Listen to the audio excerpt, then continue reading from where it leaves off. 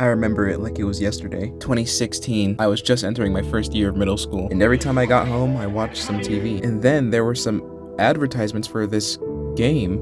At the time, it didn't really mean anything to me. It was just some random advertisement for some other game. Then I would open YouTube and I would still see it, but this time there was some gorilla fighting Billy and Mandy guy. From that point on, I was sold. Another shooter I can play? I mean, I was a fan of Call of Duty at the time, but I've never seen anything like this in that game. And just my luck, my birthday was coming up.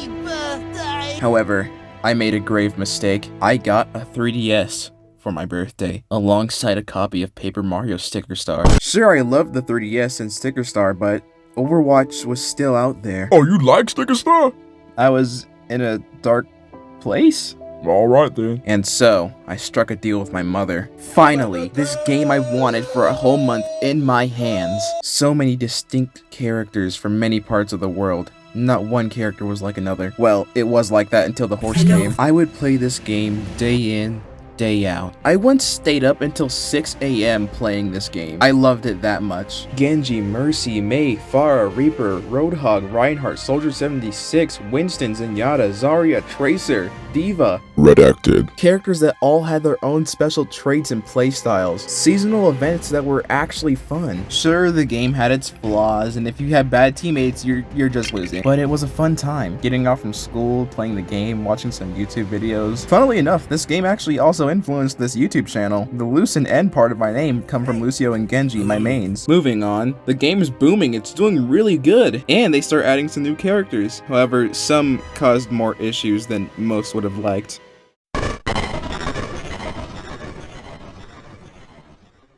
Now, let me ask you, what is the most important thing to put inside of a shooter? A way to shoot people? Great answer! Now, how would I do that if my character's centered around a melee weapon? Give them like one projectile. Perfect, you just described Reinhardt. And as we all know, Reinhardt's iconic ultimate, Earth Shatter, does what? That's right, knock you down and interrupt moves. Now, imagine if Earth Shatter stunned you for half a second but had a 5-second cooldown. Yeah, this abomination came out. It was so bad to where you literally just couldn't play Tracer. Back then, there were some real big balance issues. If I recall correctly, I think Brigitte was the reason why a lot of people dropped the game for a bit. For me though, I actually had an issue with a character that came out before Brigitte. Her fire basically just aimed and locked onto you despite her not even looking at you. She can be an entire mile away, she can still kill you. She had this orb that tracked you down, and it was Moira. It was Moira. Hello there. And don't even get me started on the character that spawned a whole meta. Peter. The horse is here.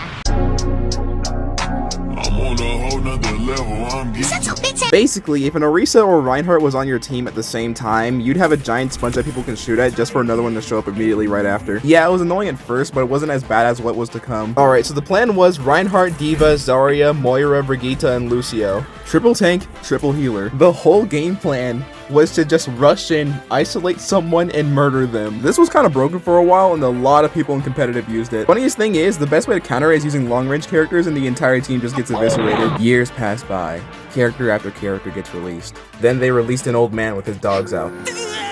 Eventually, things just kind of slowed down. But then, it happened.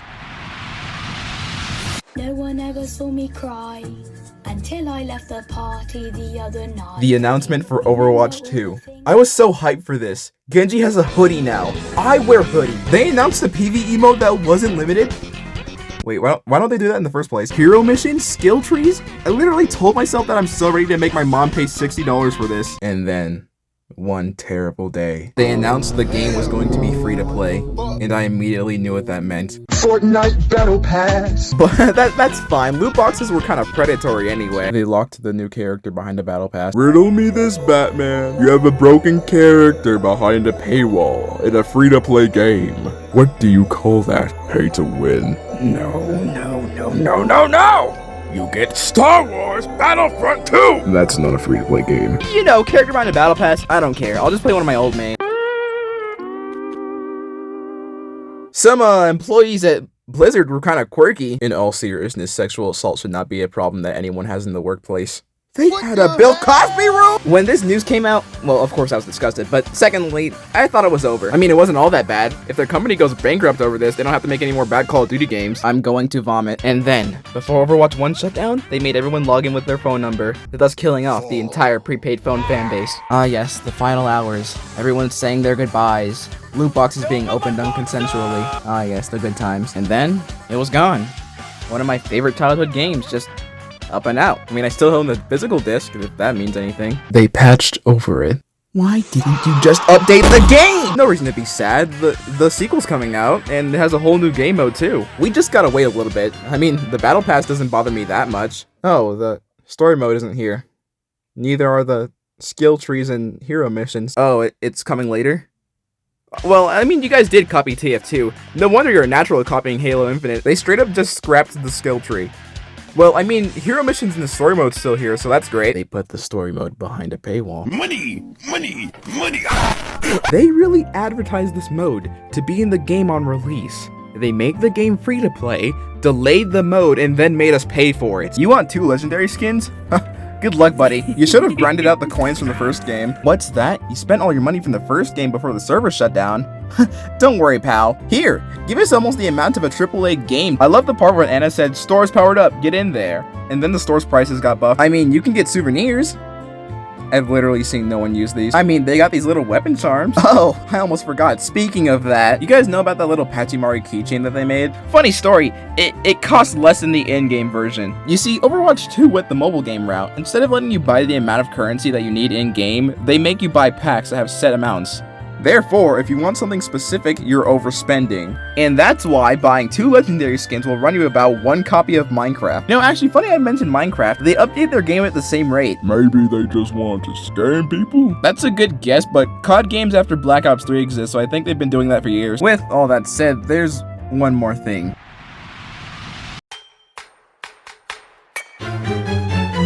The balancing in this game is atrocious. I kid you not, there will be a character to dominate esports and competitive for months on end and will have nothing done to them. And then some random character gets shot in the leg.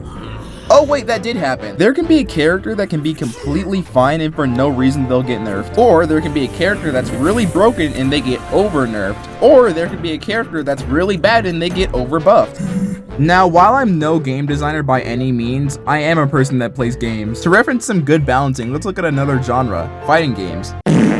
Never mind, let's not do that. There's gotta be a way to balance characters without making them snort a line of cocaine or making them amputees. Now, I know what you're thinking. I'm just a salty Genji main. I don't really play him that much anymore. I mostly play d.va nowadays to fill the tank role since there's only one now. Oh, yeah, the one tank thing. That reminds me of something. While, yes, I do think that role queue was a good thing for the game, and they do have a mode to where you don't have to do that. Back in Overwatch 1, you really did not have a choice. And on top of that, they kind of just got rid of the defense role and just put them in damage, which caused a whole other issue. If you wanted to queue the damage role, yeah, you're gonna be waiting for a while. Since the majority of the characters in the game are in damage, the majority of the player base is gonna queue for the damage role. On top of that, since there's only 1 tank per team now, there's a lot of pressure on you for being the main damage sponge, and literally no one wants to play support. It's so bad that they bribe you before queuing. Also, I gotta say rip to all those esports teams that had to kick out their second tank. That must have really sucked, dude. Man, good thing I didn't have that many friends that played Overwatch 1 with me. You know what? I'm gonna ask them what they think. I love playing behind Sojourn. Monkey.